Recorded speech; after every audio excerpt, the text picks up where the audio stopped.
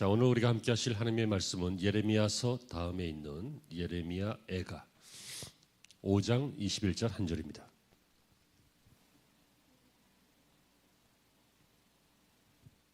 자, 우리 또박또박 한 절 말씀을 기도문이기 때문에 우리가 기도하는 마음으로 함께 읽습니다. 다 같이요.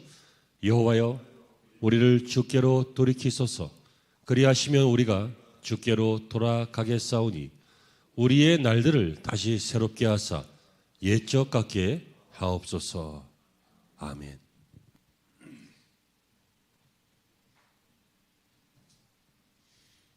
좋은 주일입니다. 하나님의 은혜가 함께 임하실 줄로 믿습니다. 오늘 본문의 제목은 우리가 읽은 성경 본문의 맨 마지막 부분이죠. 새롭게 하사 옛적 같게 하옵소서. 이것은 기도입니다. 이것은 슬픔입니다. 이것은 애원입니다. 이것은 노래이고 자주자주 기도하는 것이기 때문에 이것은 일상이요, 생활이요, 한이요, 또 이 사람의 현재의 상태를 표현하고 있습니다. 그 이유는 하나입니다. 나라를 잃어버렸기 때문입니다. 지금 이스라엘은 바벨론에 의해서 나라가 망했습니다. 그래서 그들은 포로로 잡혀가서 고향을 떠나게 되었고 신앙의 자유를 잃어버리게 되었고 만남의 자유도 잃어버리게 되었습니다. 그래서 그들은 잃어버린 예루살렘 성전을 찾아달라고 목매어 부르짖고 있습니다. 그냥 부르짖음이 아니라 눈물을 흘리며 부르짖고 있습니다. 그래서 애가, sad song, 슬픈 노래, 이렇게 예레미야의 애가다 이렇게 기록되어 있습니다. 이 말은 예레미야가 마음이 감정이 우울해서가 아닙니다. 이 말은 그가 감상주의에 빠져서 하는 그런 말이 아닙니다. 그는 뭐라고 합니까? 19절에 보시면요. 4장 19절에 슬프다, 아프다, 내 마음속이 아프고 내 마음이 답답하여 잠잠할 수 없다 이렇게 말합니다. 또 예레미야 6장 26절에는 굵은 배를 두르고 재에서 굴며 독생자, 외아들, 독자를 이름같이 슬퍼하며 통곡할지어다 이렇게 말하고 있습니다. 그리고 예레미야 9장 1절에 보면 슬프다 나의 근심이여 어떻게 위로를 얻을 수 있을까. 또 14장 17절에는 딸 내 백성이 상하였으므로 나도 상하여 슬퍼하며 놀라움에 잡혔도다. 여러분 예레미야 애가를 보면 영 기분이 다운됩니다. 늘 슬프다, 아프다, 고독하다, 답답하다, 참담하다 이런 표현이 있습니다. 오늘 저와 여러분은 이 예레미야의 표현을 통해서 개혁주의 신앙 시리즈 세 번째 시간 새롭게 하사 우리를 옛적 같게 하옵소서 라고 하는 이 기도가 예레미야 시대 이후에 이루어진 것처럼 다시요. 그 이후에 이루어진 것처럼 저와 여러분에게도 훗날 언젠가 어떤 방법으로든지 이루어지는 날들이 있음을 소망하시기를 축원합니다. 첫째로 그러면 이 말은 무슨 뜻입니까? 옛적 같게 하옵소서 우리를 새롭게 하셔서 옛날처럼 되게 해달라. 이 말은 하나님을 찾는 기도입니다. 하나님을 찾는 기도예요. 유일하신 하나님을 찾는 기도입니다. 그는 뭐라고 합니까? 하나님께 잊어버린 바 된 듯한 지경이다 이렇게 말합니다. 다시 말하면 이스라엘 백성이 전에는 하나님의 품에 있었는데 지금은 하나님의 품을 떠나 있는 것 같은 입장이다. 이건 무슨 얘기예요? 시적으로 표현하고 이렇게 문학적으로 표현되었지만 쉽게 얘기하면 나라 잃고 포로로 잡혀왔다 그 얘기예요.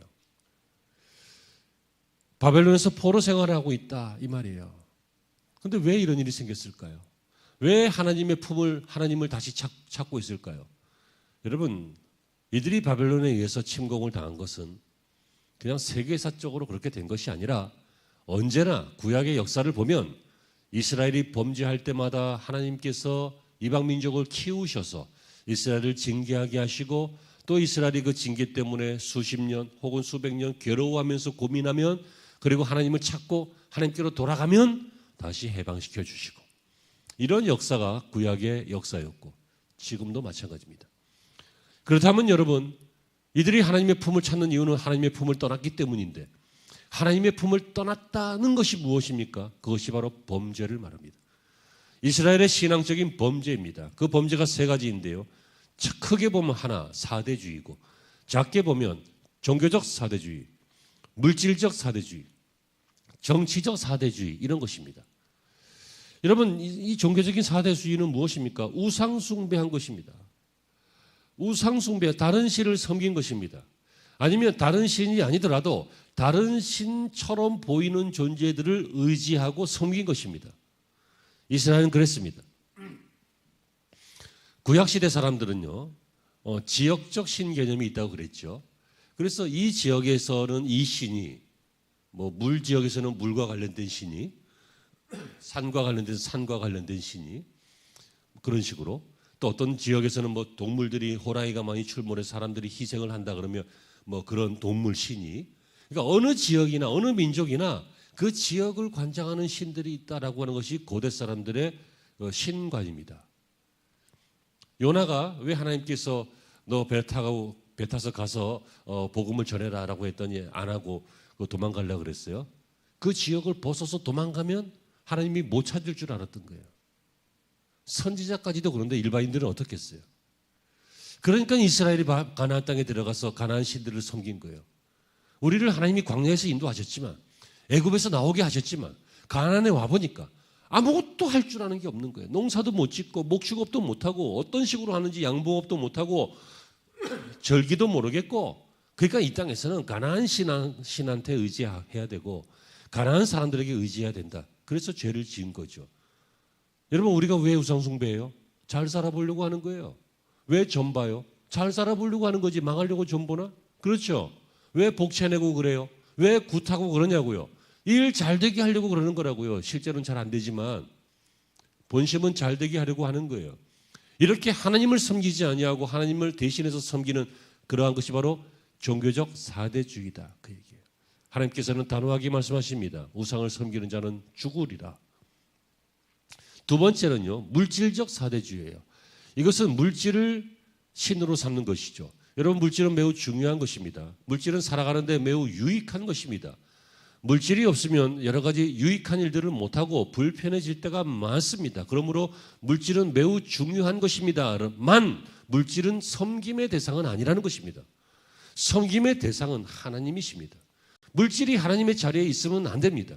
하나님을 의지하는 것보다 물질을 더 의지하는 것 자체가 바로 사대주의, 물질적 사대주의 사상입니다. 돈만 있으면 된다 그럽니다. 여러분, 예수도 돈 있어야 믿는다 이런 얘기합니다. 사람 만나려면 체면 유지비가 필요하고 교회를 가려고 해도 돈이 필요하고 하다, 이런 사고방식이 있습니다. 여러분, 과연 옳습니까? 물질적 사대주의, 거기서 떠나기를 바랍니다. 물질은 매우 중요하고 하지만 섬김의 대상은 아니다. 하나님이 섬김의 대상이고 하나님이 우리에게 은혜를 주시면 물질이 우리를 섬긴다. 물질이 우리를 따라온다. 내가 쫓아가는 것이 아니라 내가 가는 길에 물질이 걸붙인다. 그래서 내가 스스로 거두면 된다. 이런 어떤 사람은 열심히 일했는데 막 태풍이 와서 막 일이 망가지고, 열심히 일했는데 누가 사고를 쳐갖고 일이 망가지고 그런 사람이 있는가 하면, 어떤 사람은 좀 허술한데 돕는 사람이 생겨나고 허술한데 상황이 딱 맞게 떨어지고 그래요. 그게 과연 운일까요? 세상 사람은 운이라고 합니다. 하지만 우리는 하나님이 도우셨다고 합니다. 여러분, 바로 이것이 이스라엘의 죄였어요. 물질을 하나님의 자리로 놓는 것이죠. 세 번째는 무엇입니까? 정치적 사대주의가 있습니다. 정치적 사대주의는 힘센 것을 의지하는 것입니다. 이스라엘은요, 아수르를 의지하고 애굽을 의지하고 바벨론을 의지했습니다. 왜 이 사대주의 사상, 큰 나라를 섬기는 이 사대주의 사상, 이게 왜 생깁니까? 헷갈리지 말고 잘 들어보세요. 이거는 주체의식이 없어서 생깁니다. 사대주의, 큰 것을 섬기는 것, 그것은 주체의식, 내가 누군지 나의 입장에 대한 것이 없어서. 그러면 주체의식이 없어지는 이유는 뭡니까? 그것은 방향감각이 없어서 그래요. 방향감각이 없으면 주체의식이 없어요. 이 말은 바른 방향감각, 다시 말하면 참된 목적이 없다는 말이에요. 내가 무엇을 위해서 살고 어떻게 살며 이 일은 어떤 의미가 있으며 이 일은 어떤 방식으로 해야 하며 나의 자세는 어때야 되고 내 생각과 태도는 어때야 된다라고 하는 것이 바른 방향 감각인데, 이 바른 방향 감각이 있어야 주체의식이 있어요. 북한의 주체사상 이런 거하고 다른 거니까 헷갈리지 마. 이상한 소리도 하지 말고. 그 주체의식이 없으면 사대주의 사상이 생겨요. 큰 걸 섬긴다고요. 큰 걸 따라간다고요. 미국이 그러니까, 뭐 중국이 그러니까 하면서 큰 걸 따라간단 말이에요. 대세가 그러니까, 판이 그러니까. 아멘 하시는 게 신상이 좋을 겁니다. 협박처럼 들리지만 권면입니다. 여러분, 그렇습니다. 참된 목적 설정이 없습니다. 내가 무엇을 위해 어떤 식으로 살고, 어떤 자세로 살고, 어떤 생각으로 살고, 어떤 관계를 맺고 살고, 어떤 태도로 살고, 어떤 방향으로 살아야 되겠다. 이걸 해야 큰 걸 의지하지 않고, 정치적 사대주의에 빠지지 않고, 다른 데 의지하고. 왜 이렇게 의지를 많이 해요? 하나님만 의지하라니까. 하나님은 의지 안 하면서 딴 거는 의지를 엄청나게 하는데, 막 의사 선생님이 막 의지하고, 막 선생님 나 죽어요, 막 선생님, 막 은행장님, 막 지점장님 의지하고, 막 의지하고, 뭐 가족 의지하고, 막 친구 의지하고, 막 연인 의지하고. 여러분, 인생의 인생된 주체, 인생의 인생된 가장 중요한 그 주체는 하나님이십니다. 그 이유는 하나님이 지으셨고 또 하나님이 책임지시고 있기 때문이고. 지금 우리 심장 어떻게 뛰어요? 지가 뛰지. 그 지가 어떻게 뛰어요? 우리 인체에는요, 그 인체를 조정할 수 있는 장기들이 움직일 수 있는 우리가 알지 못하는 전기작용들이 있어요. 미세한 전류가 있어요. 그런 것들이 이렇게 흐르는데, 그런 것들이 한 번씩 딱 끊어지면 이제 부정맥 같은 게 생기는 것이고, 이제 여러 번 끊어지면 이제 심장마비가 온다든지 돌연사한다든지 이런 일이 생겨요. 이 생명의 원리들, 그 생명의 원리들이, 이 프로그래밍이 이게 어떻게 저절로 어디 누가 만들었어요? 하나님이 하신 거라고요. 다윗이 뭐라고 합니까? 내 심장이 밤마다 나를 교훈하나이다. 이게 바로 그런 뜻이에요. 우리 인생의 주체가 하나님이시다, 그 얘기예요. 그가 인생을 지으셨습니다. 지금 예레미야의 조국 이스라엘은 이런 식으로 종교적 사대주의, 물질적 사대주의, 그리고 정치적인 사대주의, 이런 것에 빠졌습니다. 이런 것에 빠지면 당연히 하나님의 품을 떠납니다. 하나님의 품을 떠나면 당연히 어느 정도 시간이 지나서 하나님의 때가 이르면 하나님이 심판하십니다. 하나님의 심판이 이르면 이스라엘은 나라를 뺏긴다든지, 예배의 자유를 뺏긴다든지, 경제적인 것들을 뺏긴다든지 뺏겨서 종살이합니다. 그러다가 이들이 드디어 깨닫고, 여러분 제일 억울한 것은요, 고난당할 때 고난만 당하는 게 제일 억울한 겁니다. 바보 멍청입니다. 고난당할 때 하나님을 함께 경험해야 돼요. 그래서 이스라엘이 이제 적당한 시간이 흐른 다음에 하나님을 다시 찾게 될 때, 그 이스라엘을 대변하여서 예레미야 선지자가 하는 기도가 무엇입니까? 우리를 새롭게 하사, 우리를 돌이키세요. 그러면 우리가 돌아가겠습니다. 그래서 우리를 새롭게 하사 옛적 같게 하옵소서. 언제요? 하나님 품에 있을 때처럼 되게 해 주옵소서. 이렇게 기도하고 있습니다. 사랑하는 성도 여러분, 언제 우리의 인생이 하이라이트였습니까? 언제 우리 인생이 가장 행복하고 가장 평안하고 가장 안정적이고 그럴 때였습니까? 하나님 품 안에 있었을 때입니다. 아멘. 그렇습니다. 이제 조금 나이 먹었다고, 조금 뭐 살만해졌다고, 조금 배운 게 많아졌다고, 조금 시간이 지났다고 달라진 것은 내 태도와 내 자세뿐이지 하나님은 동일하십니다. 여전히 우리를 품어주시고, 우리를 그 품에 안아주시고, 그 품으로 돌아오라고 하시고, 그 품에서 벗어났을 때 팔을 벌리고 기다리고 계시고, 우리는 하나님께로 돌아가 옛적 같이 행복하고 은혜로웠을 때처럼 돌아가야 할 줄로 믿습니다. 두 번째, 이것은 하나님을 찾는 것이고요. 두 번째는 우리를 새롭게 하사 옛적 같게 해달라, 이 말은 하나님의 집을 찾는 것입니다. 하나님을 찾습니다. 하지만 두 번째로 하나님의 집인 예루살렘 성전을 찾는 애원입니다. 여러분 이것을 깨달았죠? 누가요? 믿음의 사람들만 깨닫습니다. 나라가 왜 망했을까요? 나라를 왜 빼앗겼을까요? 왜 역사적으로 이런 사건들이 사태들이 생겨났을까요? 그것은 뭐 지정학적으로도 분석하고 세계사적으로도 분석하고 전쟁사적으로도 분석하고 또는 물류나 이렇게 거래 이런 걸 통해서 생겨나는 것들이 전쟁과 많이 관계가 되기 때문에 전쟁 왜요? 돈 때문에 하는 거잖아요.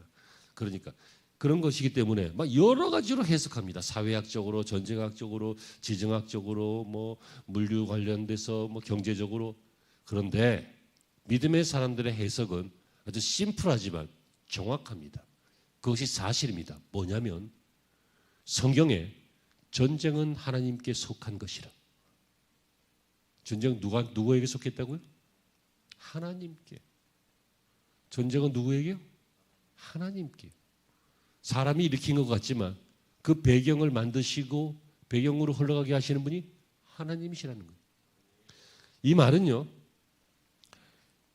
이 나라가 이렇게 망한 것은, 나라가 이렇게 잘못된 것은 여러 가지로 해석할 수 있겠지만 믿음의 사람들은 어떻게 해석한다고요? 이스라엘의 범죄로 말미암아 하나님이 망하게 하셨다. 그거예요. 6.25 전쟁의 기독교적 관점은 평양을 중심으로 해서 생겨난 이 기독교의 부흥이 온 나라를 감싸고 있을 때, 그러다가 큰 일을 치르죠. 한국교회가. 대대적인 우상숭배. 뭡니까? 신사참배를 허락했습니다. 교회가 공식적으로. 신사에 가서 참배하는 것은 우상숭배가 아니라 예의다.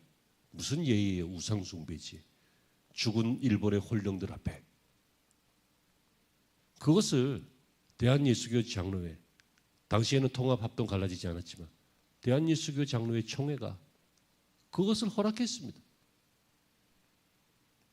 저는 이 나라의 전쟁이 바로 종교적 타락 때문에 있다고 믿습니다. 목사기 때문에 그렇게 믿어라, 그렇게 하지 마십시오.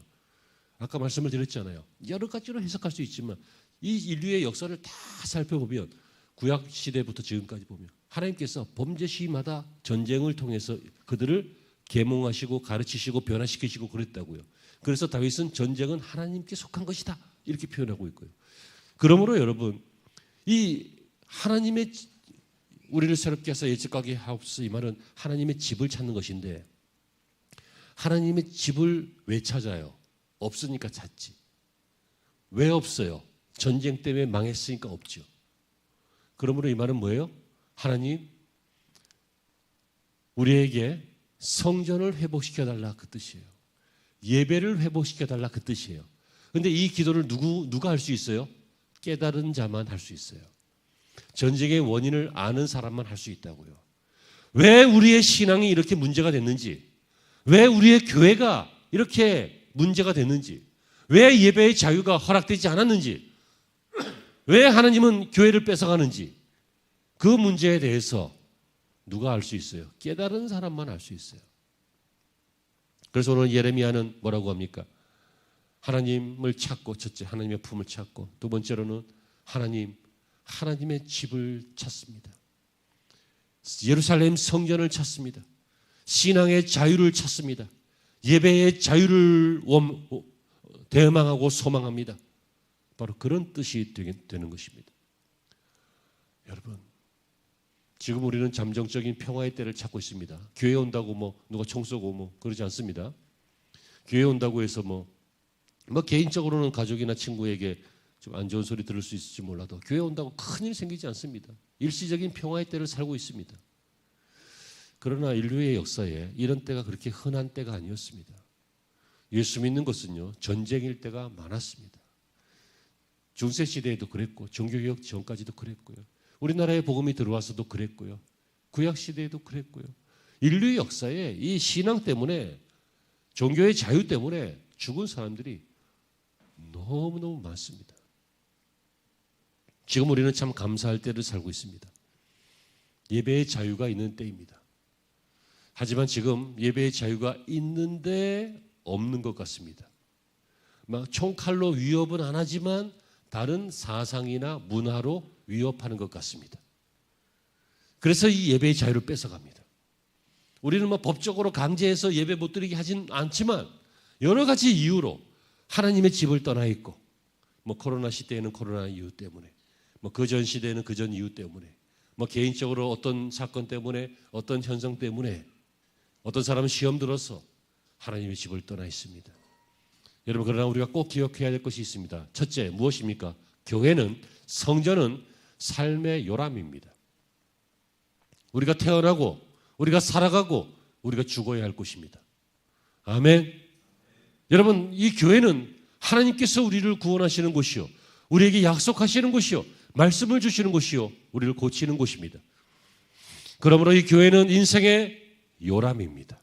인생에 태어나는 곳이고 자라나가는 곳이고 죽어가는 곳이 바로 교회가 되는 것입니다. 또한 이 교회는 인생의 모든 꿈입니다. 여기에서 꿈이 생기고 비전이 생기고 삶의 목적이 생기고 방향 감각이 생기고 어떤 생각, 어떤 태도, 어떤 자세로 살아야 될지가 배워지고 생겨나고, 그러다 보면 주체의식이 생기고, 주체의식이 생기면 사대주의에 빠지지 않고 아주 존귀하게 고결하게 그렇게 살아가는 하나님의 사람으로 변화되어 가는 것입니다. 너 하나님의 사람아 라고 표현했던 것처럼 하나님의 사람으로 변화되어 가는 것이 바로 교회입니다. 그리고 이 교회는, 성전은 모든 하나님의 사람들의 위로와 단결의 근거지입니다. 여러분, 여기에 와서 위로받습니다. 형제들도 할 수 없었던, 가까운 사람도 할 수 없었던 그 위로를 성전을 중심으로, 또 오늘날의 교회를 중심으로 이곳에서 위로를 받습니다. 때로는 도움도 받습니다. 때로는 협력을 줘서 단결하기도 합니다. 어떤 혼자 할 수 없는 일들을 같이 할 수 있게 하는 어떤 공동체로서의 존재, 바로 그것이 교회입니다. 그러므로 이 교회는요, 빼앗기면 인생을 어떻게 살아가야 될지, 적막하고 고독할 때 어떻게 살아가야 될지, 또 어떤 말씀을 들어야 될지 아무것도 하지 못한 채 이 교회를 빼앗기면, 성전을 빼앗기면 인생은 방황할 수밖에 없는 것이죠. 그래서 예레미야 선지자는 이 애가 5장 21절에서 뭐라고 합니까? 우리를 돌이켜 주, 우리를 새롭게 해 주옵소서. 그럼 우리가 돌아가겠나이다. 무슨 얘기예요? 교회로 돌아가겠다. 성전 예배로 돌아가겠다. 우리를 돌이키시면 예전처럼 예루살렘 성전으로 돌아가겠다라고 하는 뜻입니다. 여러분, 지금 교회에 앉아 계십니다.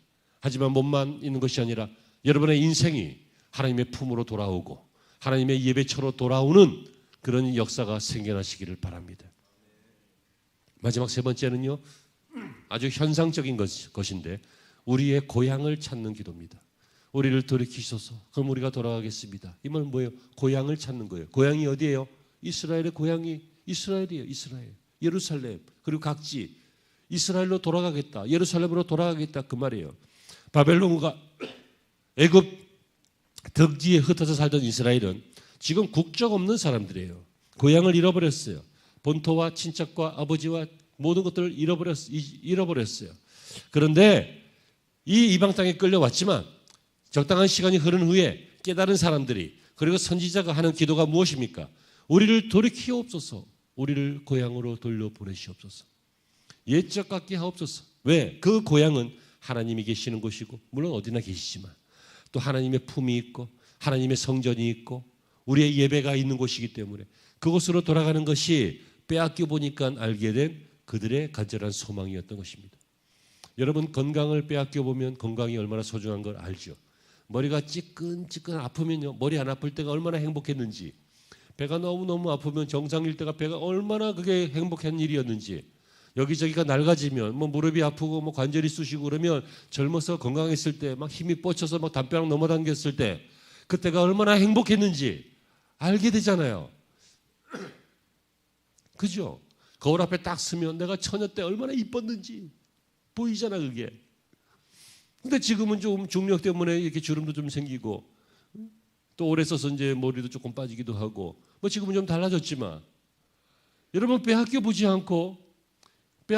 않으면 그 예전에 얼마나 좋았는지 좀처럼 알기 쉽지 않습니다. 그런데 꼭 빼앗겨야 하냐는 것이죠. 예? 의사 선생님들은 여러분들이 건강할 때부터 경고했어요. 그런 거 많이 먹으면 죽습니다. 운동 안 하면 힘들어집니다. 뭐 이렇게 관리 안 하면 이렇게 됩니다. 그랬어요.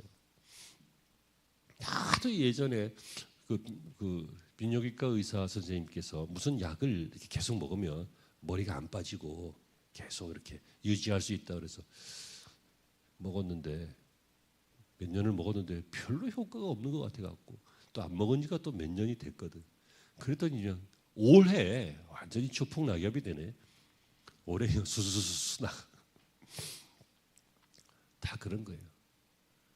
여러분, 건강 잃어버리면 옛날처럼 회복하기는 어렵지만 이제 정신 차리고 관리해야 되는 거 아니에요? 내가 미모를 잃어버리고 젊음을 잃어버리면 옛날처럼 다시 젊어지긴 어렵지만 그래도 건강하게 살기 위해서 건강한 마음과 건강한 자세 이런 거 가져야 되는 것 아니겠어요? 빵점을 맞아갖고 그렇게 창피함을 당했으면 너 얘기하는 거 아니야 지금. 그냥 쳐다만 보는 거야.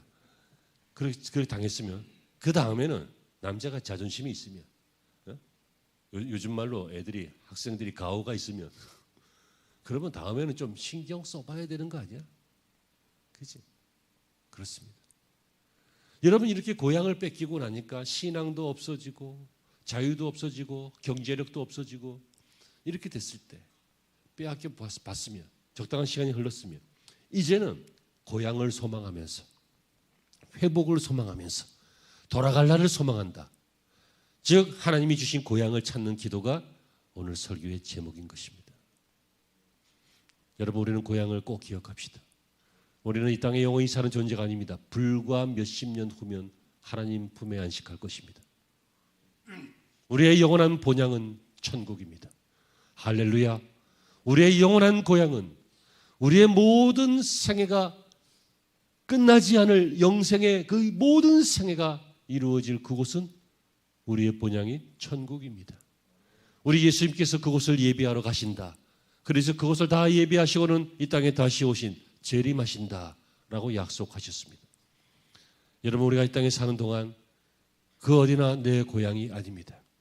여러분은 경상도 출신이고 강원도 출신이고 충청도 출신이고 전라도 출신 이렇게 여러 가지 고향이 있을 수 있겠지만 그 어디도 내 고향은 아닙니다. 그냥 고향인 것처럼 정을 쏟고 살 뿐입니다. 자기가 사람마다 태어난 곳이 다 다릅니다. 어떤 사람은 나라도 다릅니다. 언어도 다릅니다.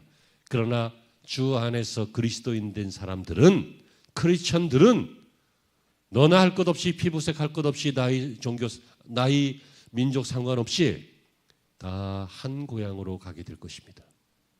그것이 바로 예수 그리스도를 주로 고백하는 사람들이 구원받은 사람들이 가게 되는 천국인 것이죠. 솔직히 말하면 예레미야가 이렇게 기도할 때 이게 언제 이루어질 줄 알아요?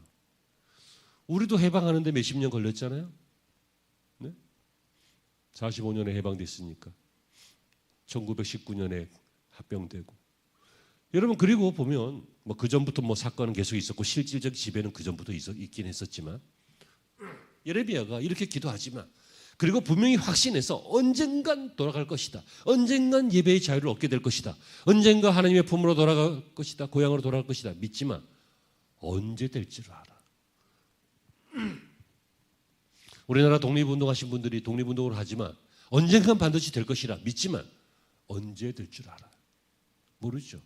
그런데 전쟁은 하나님께 속한 것이에요. 하나님께서 정세를 국제적인 정세를 혹은 전쟁의 역사를 조종하셔서 우리나라가 해방이 되었죠. 일본이 패망하고 보세요. 옛적 같기 하옵소서. 우리가 언제 하나님 나라 갈 줄 알아요? 몰라요. 하지만 분명한 것은 하늘나라 간다고요. 그러니까 그날을 소망하면서 기도해야 돼요. 그날을 소망하면서 기도하는 사람만이 그 소망 때문에 어려움을 겪어낼 수 있고 이 땅에서의 고단함을 극복해낼 수 있는 것입니다. 이런 소망이 없으면요 사는 게 재미가 없잖아. 이렇게 살아서 뭐 하나 싶잖아. 이렇게 날만 소비하는가 싶기도 하잖아요.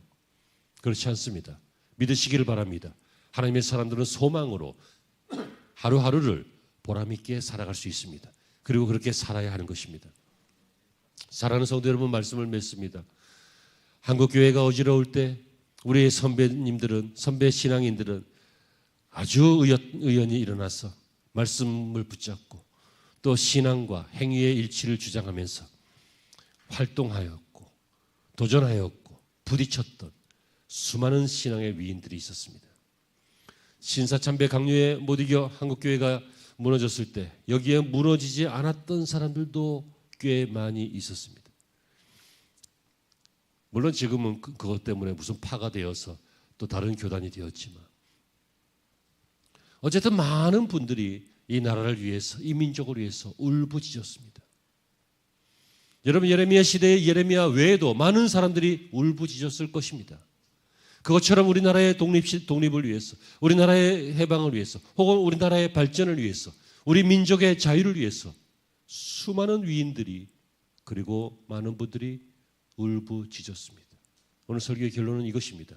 저와 여러분도 그 중에 한 사람이 되길 바랍니다. 주님, 우리를 새롭게 주시옵소서. 그리하면 우리가 주께로 돌아가서 돌이키겠나이다. 그래서 우리를 어떻게 해요? 옛적 같게 하옵소서. 이런 기도가 이번 가을의 기도가 되기를 바라고, 이런 기도가 여러분 가문의 기도가 되기를 바라고, 이런 기도가 여러분 현재 처해 있는 상황에서의 최선의 기도, 최고의 기도가 되기를 바랍니다. 하나님께서 이런 기도를 기다리고 계실 줄로 믿습니다. 기도하시겠습니다.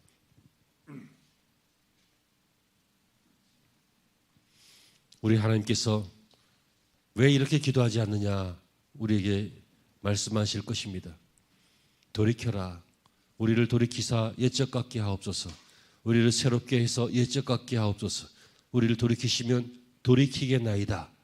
이런 기도를, 예레미야의 오늘 이 기도를 우리의 기도로 삼게 하여 주시옵소서. 이 나라가 해방된 지 80년이 지났습니다. 여러 가지로 발전되었고 세계를 선도하는 나라로 앞서가고 있는데, 반면에 그 성장 속에는 교회의 성장도 있었습니다. 그러나 어느 시점부터는 돌이키지 아니하고 옛적 같지 않고 하나님 사대주의에 빠져있는 수많은 신앙의 현장들을 보게 됩니다. 우리 조교회를 돌이키게 하시고 우리 개인들을 돌이키게 하여 주셔서 다시 한번 살아나는, 다시 한번 일어나는, 다시 한번 옛적 같게 되는 그러한 신앙운동이 우리 안에 있게 하여 주시옵소서. 예수님의 이름으로 기도하옵나이다.